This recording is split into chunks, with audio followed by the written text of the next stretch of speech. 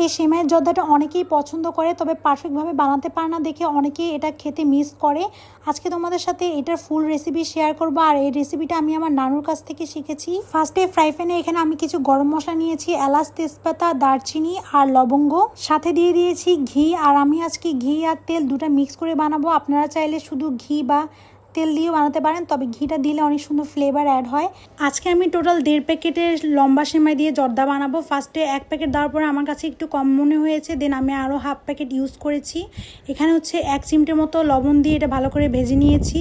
আর কালারটা যখন সেমাই চেঞ্জ হয়ে আসবে তখন আমি এখানে 1 কাপ নারকেল কোরানো দিয়েছি আর হাফ কাপ পানি দিয়েছি এটা সেদ্ধ হওয়ার জন্য। হাফ কাপের বেশি পানি দিলে কিন্তু একদম সেমাইটা বেশি গলে যাবে। এখানে 1 কাপ পরিমাণ আমি চিনি দিয়ে নিয়েছি। এরপর এগুলো ভালো করে নেড়েচেড়ে নিতে হবে।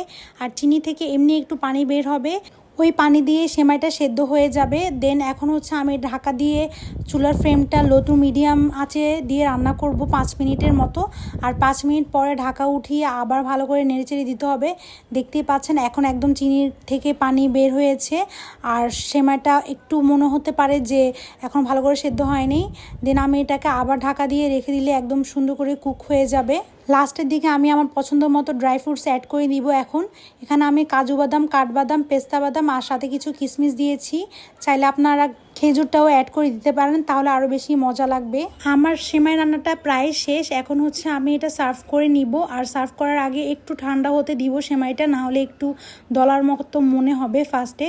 দেন এই কাঁটা চামচ দিয়ে আমি একটু আলতো আলতো করে এরকম করে দিলে হচ্ছে সেমাইটা অনেক সুন্দর ঝরঝরা হয়ে যায়। এই ছোট্ট ট্রিক্সটাও তোমাদের সাথে শেয়ার করে দিলাম। এখন একটা সার্ভিং প্লেটে আমি সার্ভ করে নিচ্ছি। আর এই সেমাইটাতে নারকেল ইউজ করার কারণে আমার তো অনেক ভালো লাগে।